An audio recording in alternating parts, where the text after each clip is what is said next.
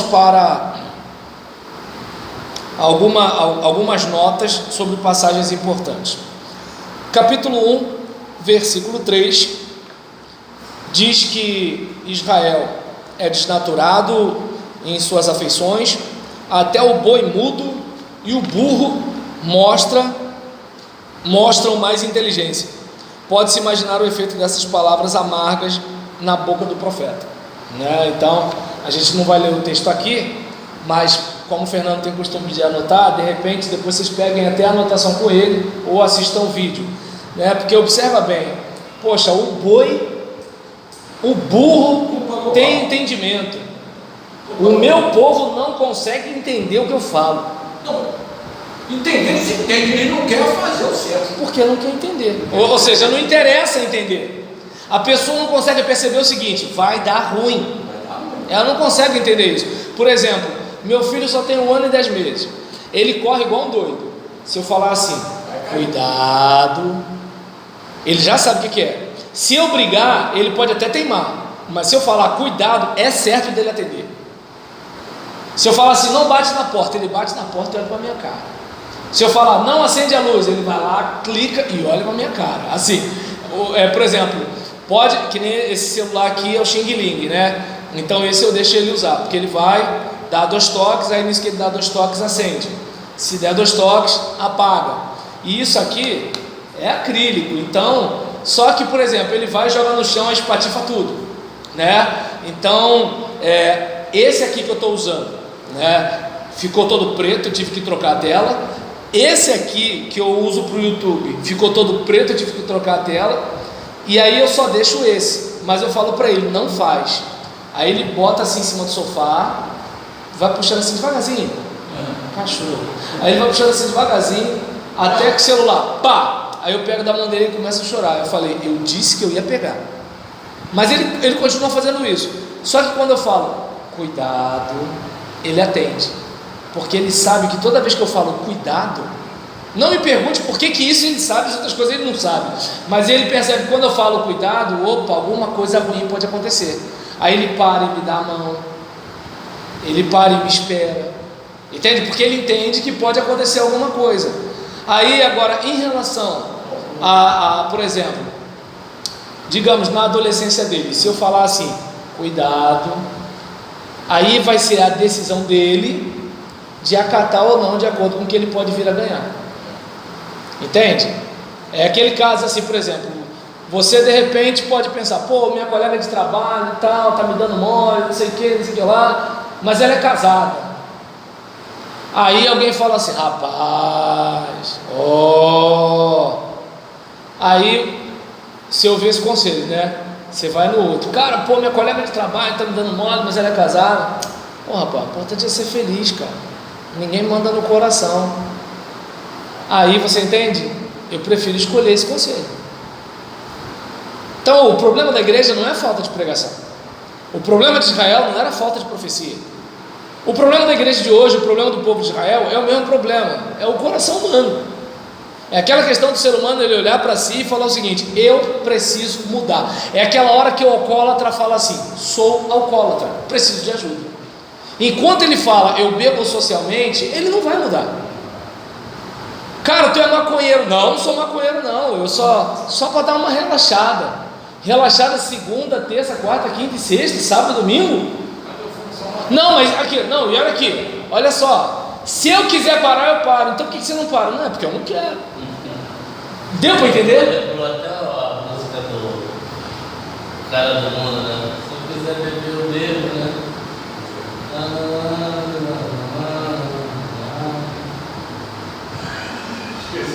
Aí o que acontece?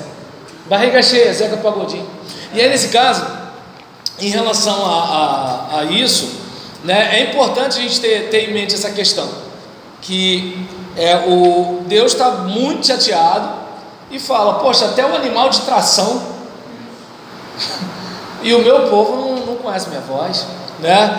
E aí nisso, o capítulo 1, versículo 6, lê aí, Fernando, capítulo 1, versículo 6 de Isaías. Quem achar primeiro então lê. Hoje eu trouxe. Vai. Pera, não, ele já acha. Deixa ele Fala aí, ler. pastor. Faz capítulo 1, versículo 6. Não, eu botei 6. Isaías. Capítulo 1, versículo 6. Desde a planta do pé até a cabeça, não há nele coisa santa, senão feridas e chagas todas, não espremidas, nem ligadas, nem amolecidas com óleo. Então você percebe que é o seguinte: não tem nem lugar mais para castigar. Então você vê que é o seguinte: o povo chega de um jeito que assim, a casa cai, o bicho está pegando, a cobra está fumando, e o indivíduo não consegue perceber que assim, ele é o elemento principal para a situação mudar. Entende? E versículo 8, quem pode ler aí? E a filha desse ano é fechada como uma cabana na vinha, como uma choupana no pepinal, como uma cidade cercada. Então a gente observa que é o seguinte: olha, a filha de Sião, daqui a pouco já era, ela tem uma existência temporária. Exatamente, ou seja, não entre naquela vaidade de que a gente vai durar para sempre, mesmo que a gente faça o que for. Não é vaidade? Tá entendendo? Uma hora vai dar ruim. Uma hora vai dar ruim, né? Então é importante ter isso em mente. Aí, versículo 16 e versículo 17. Levai-vos, purificai-vos, tirai a maldade dos vossos atos de diante dos meus olhos. Cessai de fazer mal, aprendei a fazer bem, procurai o que é justo, ajudai o oprimido, fazei justiça ao órfão, tratai da causa das viúvas. 19. É do 16 ao 19. Se forem humildes e me obedecerem, vocês comerão das coisas boas que a terra produz. Esse é o 19? É porque eu não 19. Ele deu direto 19, ele não deu 18. Então lê o 18. Vinde, então, e argue-lhe, diz o Senhor, ainda que os vossos pecados sejam como escarlate, eles se tornarão brancos como a neve, ainda que sejam vermelhos como carmesim, se tornarão como a branca lã. Se quiseres obedecer, comereis o bem desta. Então o problema está aí, não é na. Você está entendendo? Não é falta de profeta nem de palavra. Esse é o caso, essa é a questão. Eu quero continuar errando, se dane, é para aplicar. Deu para você perceber? Então a gente verifica que assim, o que está acontecendo com essas pessoas aqui é justamente isso, que assim, o profeta, ele está dizendo: olha, vinde e arrazoemos, chega aí, gente, vamos lá, vamos ver, vamos refletir, será que você está certo mesmo? Será que a sua vida está toda torta, à toa? Então é como eu costumo dizer que assim, se você é a parte mais difícil do plano. Tá entendendo? Quer parar de fumar, quer parar de beber, quer melhorar o casamento, quer cuidar da saúde, quer, sei lá, qualquer outra coisa, é um se você. E por exemplo, o que está acontecendo aqui é que o povo está caminhando para o exílio, está caminhando para o cerco de Jerusalém, está caminhando para a destruição, mas não consegue entender que deveria estar voltando para Deus. Então, isso é do ser humano, Eu bato sempre na tecla, né, de Provérbios 21, 2. Ao homem seu caminho reto lhe parece. Todo mundo está certo aos seus próprios olhos. Hoje o cidadão chegou para mim assim: Fernando, dá uma olhada pela minha vida. Eu falei: mas cara, se você não der o primeiro passo, não vai adiantar. Você não quer largar cigarro, não quer largar esse e aquilo outro. Se você não der o primeiro passo. Olha só, ele olhou para trás, ele respeitou a Rita e falou papapá. Tá bom? Então, aí nesse caso, ele tem que dar o primeiro passo. Queria ver se fosse a Janete que estivesse aqui. Vai, continua. Eu tive que falar isso, tem que ser grosso. Se bobear, o olho ia ficar cheio d'água aí, nervoso, mão fechada. Então vamos lá. Aí a gente observa que assim, a salvação ela é sempre condicionada à aceitação de Deus e sua demanda. É Deus que pode salvar. Qual é o critério? É o critério de Deus. Imagina, eu estou me afogando, Carlos joga uma corda para mim. Como eu me salvo? Segurando a corda que ele jogou. Ah, Carlos, eu não quero ser salvo assim não. Mas é o que eu posso fazer, cara. Aí você joga uma boia, não tem como. Tu tá entendendo? Esse é o modo. E aí às vezes a pessoa assim, Deus só fez desse jeito. Esse é o jeito de Deus. Dê graças a Deus porque tem um jeito, né? Então, Por enquanto. Deus trabalha como? Deus trabalha com o quebrantamento da pessoa. Eu preciso mudar, eu preciso melhorar. E aí, continuando aqui, em relação ao texto, o pecado, capítulo 1, versículo 31, o pecado é um suicídio, né? Então, a lei moral de Deus no universo é como uma espada inflamada contra toda iniquidade. Então, se o indivíduo ele quer pegar esse caminho, pode pegar, só que é o seguinte, uma hora a fatura da vida chega, né? É aquele caso, pode fazer a escolha que você está fazendo, pode tomar a decisão que você está tomando, pode ficar cheio de si, mas uma hora vai vir a recompensa por aquilo que você está fazendo. Pastor, entendeu? Nós esse termo, a lei do Senhor é uma espada afiada. Assim, Pode, mas leia aí o versículo 31 do capítulo 1. não, tem que levar para a igreja. Eu forte se tornará Desculpa. Hã? da sua obra em faísca. O quê? Ambos arderão juntamente, e não haverá quem depois apague. O forte o quê? Se tornará como estou. Aham. Coisa seca, né? Os poderosos serão como uma espada, e as suas ações como uma faísca. Eles serão destruídos pelo fogo, e não haverá quem possa salvá-los. Aí você percebe, ou seja, beleza, você é o bom, né? Você pinta e borda e nunca te aconteceu nada. Ninguém está vendo. Você está como aquela palha que está secando para pegar fogo. Uma hora vai dar ruim. Entendeu? Assim, o que me ajuda muito a não pecar? Quando eu penso que assim, não vai ficar por aqui. A coisa vai estender, entendeu? Quando eu trabalhava no faturamento de uma determinada empresa, tinha um colega que ele falava, né, que assim, uma hora a criança vai gritar, porque você fez um lançamento errado lá, você comprou um produto X, mas na hora de entrar no estoque entrou um produto Y. Aí o que acontece? Imagina, entra um livro verde e sai um livro amarelo, então vai ficar sobrando no estoque um livro verde e vai ficar faltando no estoque o livro amarelo.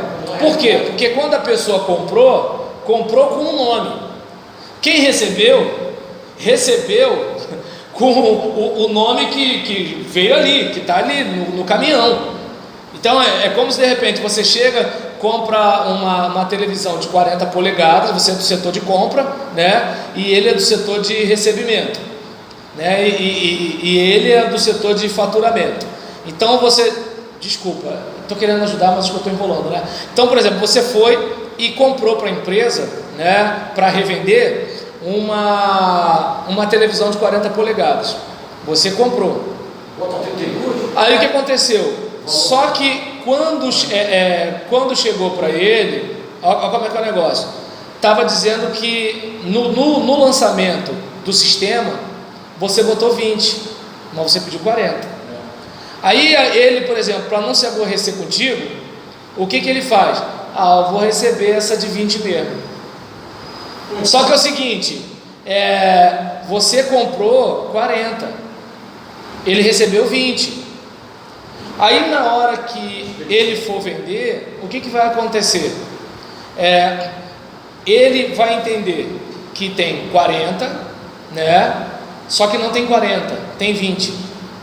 E aí uma está no saldo negativo e a outra está no saldo positivo.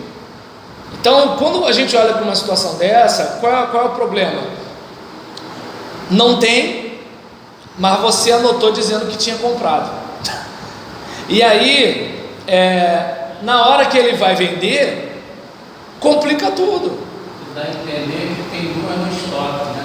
Deu para entender? Mas 40 é uma de 20.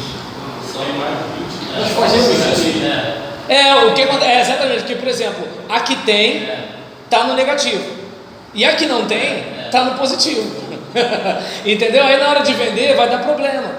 Tudo por quê? Porque começou aqui na hora de comprar. quando chegar na hora de vender, digamos que fique 1 ano no estoque essa televisão. A gente está feliz e contente, fazendo confraternização, churrasco de fim de ano, negócio. Aí quando chega lá nesse dia, aí o dono da empresa injuriado, cuspindo fogo, o que está acontecendo? Mas lá atrás, quando você fez o negócio por fazer, e ele fez uma média contigo e deixou rolar, ninguém pensou nisso. É o que acontece na vida da gente. Eu trazia peça de carros para carros antigos, alguns.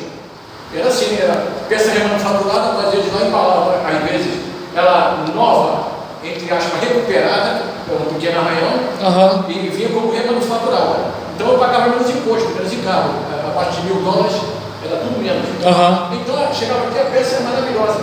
Agora a nossa, nós fomos longe. Eu não sei se é errado para ele lá ou se é certo para mim. Ele trocava o nome da peça nova como remanufaturada. A peça vinha sempre nova. Ou então, remanufaturada dele era um ferro velho, recuperado 100%. Mesmo original. Bem, olha, eu não sei se eles erravam lá ou se eu errava aqui. Então tá legal, vamos fazer um negócio.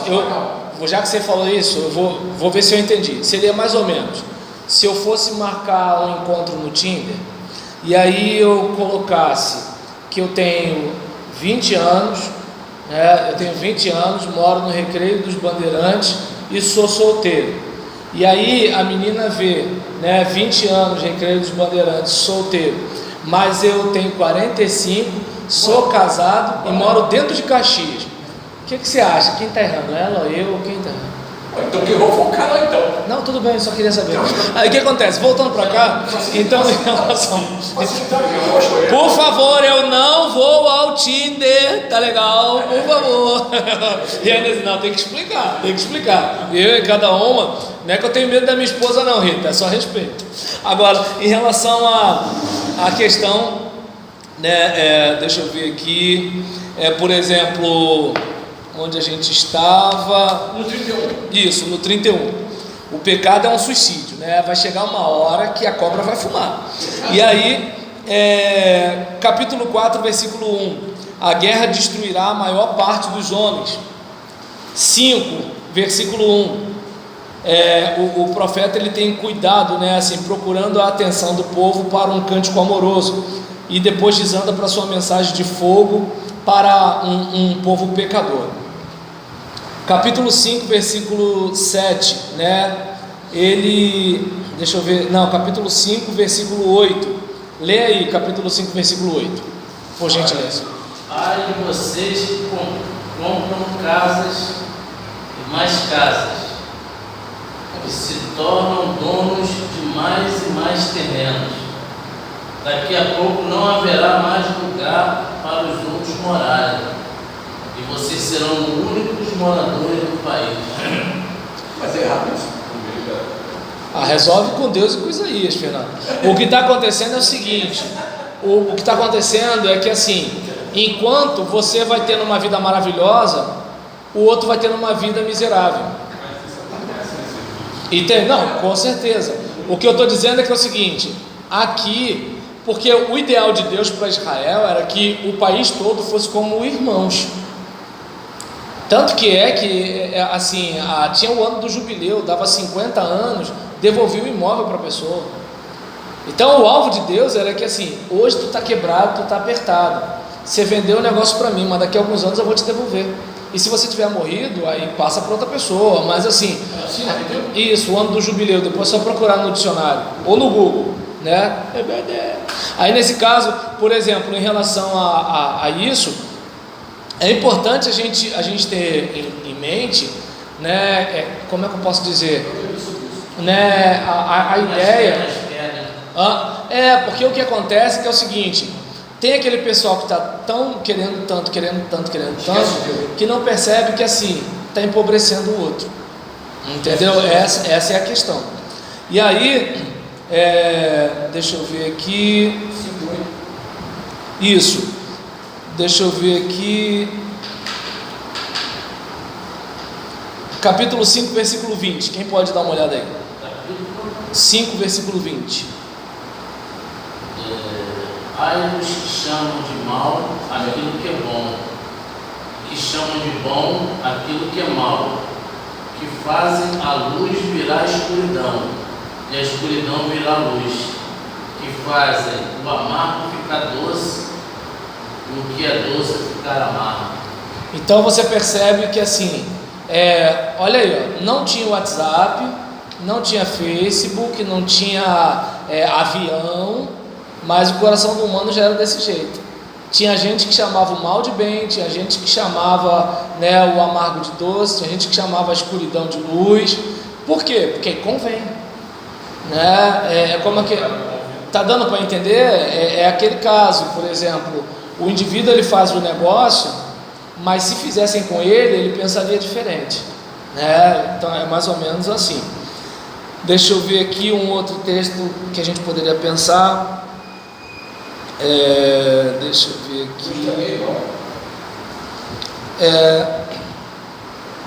Capítulo 6, versículo 10.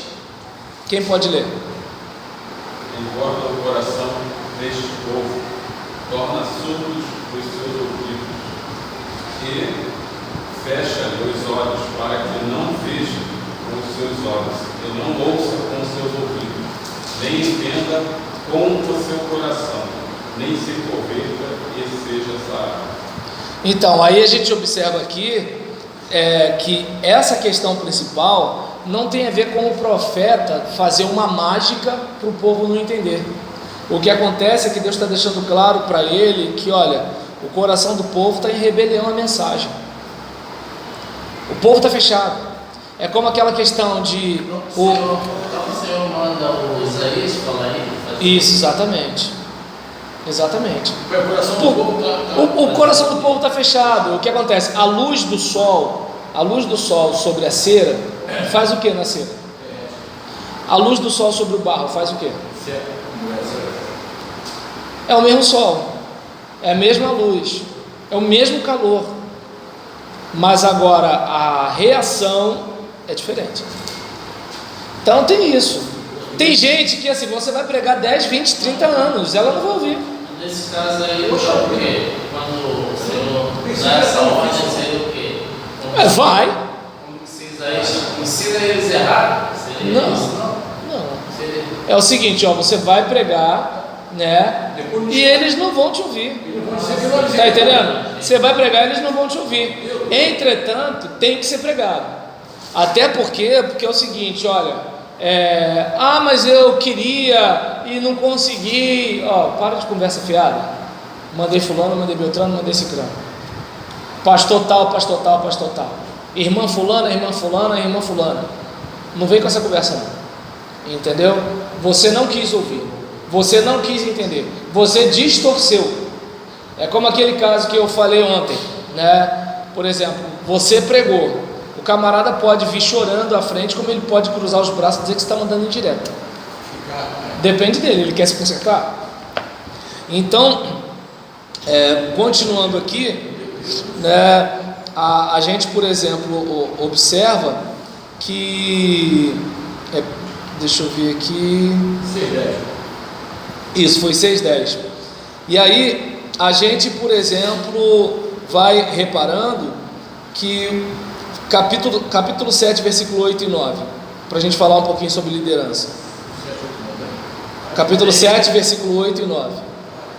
Porém eu, o Senhor, afirmo que isso não acontecerá. 7, 8 e 9? Não, capítulo 7, versículos 8 e 9.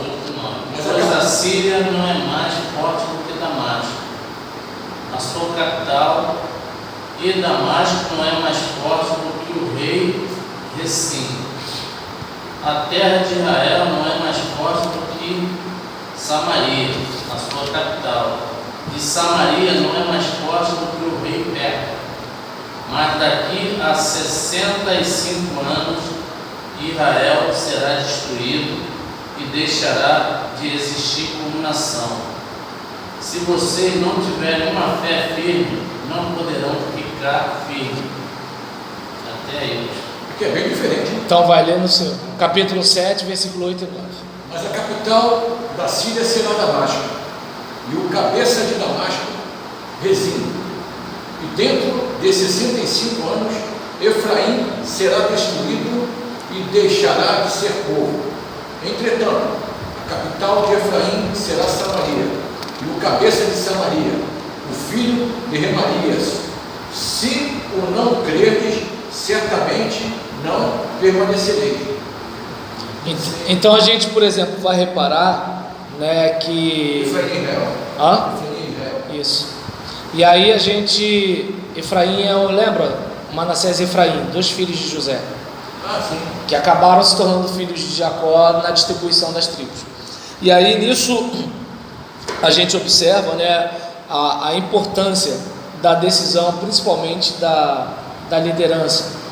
Você pode não ter o controle sobre a vida das pessoas, mas pelo menos apontar o caminho você pode, né? E aquele caso, se você não se cuidar, uma hora a casa cai, não tem para onde correr, né? Então, capítulo 8, versículo 16. Capítulo 8, versículo 16. Eu disse aos meus seguidores: guardem a mensagem e lembrem dos ensinamentos que o Senhor me deu. Só 16? Isso, de novo. Eu disse aos meus seguidores: guardem a mensagem e lembrem dos ensinamentos que o Senhor me deu. Então a gente observa a importância, né, de você orientar a pessoa na caminhada, mesmo que assim, olha, não é um negócio popular, ninguém concorda, ninguém acha legal, mas ainda assim é o seu papel. Esse é o seu papel, né? E aí, deixa eu ver aqui um outro comentário. Deixa eu ver. O capítulo 14, versículos 12 a 20. Não, capítulo 14, versículo 8 a 20, fala sobre a questão, né, do rei. Deixa eu ver. Fala sobre a destruição da Babilônia, e existem pessoas, né, que atribuem a origem de Satanás, né? E pelo menos assim, o texto está falando sobre a destruição da Babilônia. E aí, deixa eu ver aqui, queda da Babilônia, nomes simbólicos para Jerusalém. 19, não, 14, 19. Mas tu és lançado fora da tua sepultura como renovo bastardo. Isso, só que acontece o seguinte, né? Vamos pensar o seguinte, vê aí o versículo 16 também. Qual? 16? Os que te virem te contemplarão, vão te fitar-te e dizer-te: é este o homem que fazia estremecer a terra e tremer os reinos, que punha o mundo como um deserto e assolava as suas cidades, que os seus cativos não deixavam ir para casa? Todos os reis das nações, sim, todos eles jazem com honra, cada um no seu túmulo.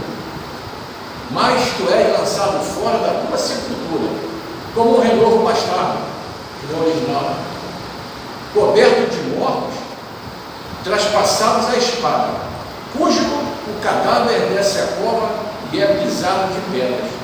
Então a gente percebe que é o seguinte: o diabo é um homem. Não. Aí está dizendo o quê? É este homem. Mas o diabo é um homem? Não, mas esse homem podia estar sendo influenciado pelo cara pitando o nome lá. A pergunta que eu fiz é se o diabo é um homem. Não, aqui não. Tá. Aí o resto, aí vocês vão discutindo aí entre vocês. Se quiserem pregar, pode pregar. Não, nós já falamos sobre isso já. Nós debatemos aqui com o pastor Rodrigo Rossi aqui. Rodrigo Rossi? Então já está resolvido. Aí, nesse caso aí, Nós batemos isso assim. né, a gente tem vários textos, né, relacionados aqui à questão de Isaías. Por exemplo, capítulos 34 e 35, mostra a autenticidade desses capítulos, né? Muitas vezes posta em dúvida. No capítulo 34, a amargura das investidas de Edom, e no 35, né, tem aquela questão das esperanças, né, da esperança que a terra seca se transformará em tanque, né, e os sonhos dos homens, né, vão se transformar em uma realidade, né, uma coisa boa. Fala. O senhor perdoa, não foi essa parte que nós vimos no Rodrigo Rossi no diálogo, não foi lá atrás? Ezequiel. Isso eu perdoa. Tranquilo. Mas tem o mesmo contexto aqui. Sendo que um é profecia contra o rei de Tiro e o outro é rei da Babilônia. Da Reis, mas lá da referência. Entendeu? E deixa eu ver aqui. Mas pastor, não é para pregar em relação a isso aqui, para pregar em relação ao esturnicado aqui. Mas não adianta, ele está dizendo que aqui este é o homem. Ele não está falando do demônio, não. Não tem nada que pregar o que não é. Glória a Deus. É mais ou menos por aí. E aí nisso, deixa eu ver aqui. 53.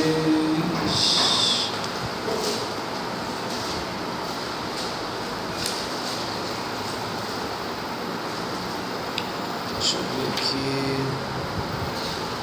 Peraí.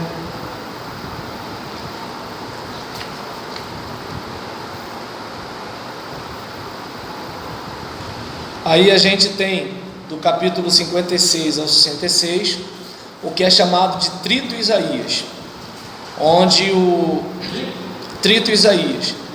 é sustentado que essa passagem foi escrita nos dias de Esdras e Neemias. Entretanto, naquele tempo já o templo estava reconstruído. Por outro lado, em capítulo 63, versículo 18 e 64, versículos 10 a 12, parece que Jerusalém e o templo ainda estavam por reconstruir.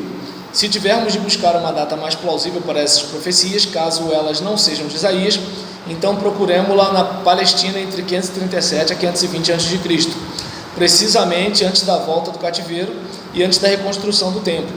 Como este ponto de vista em mente, o autor de 40 a 55 voltou com os cativos e em 537 escreveu 56 a 66 na Judéia. E aí deixa eu ver aqui.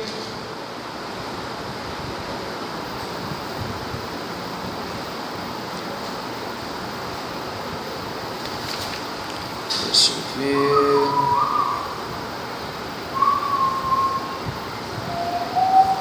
Bem, gente, a gente aqui comentou algumas coisas sobre o contexto de Isaías a partir do Cláudio Francisco, e a gente vai pegar outros autores agora para comentar um pouquinho sobre Isaías também. Valeu?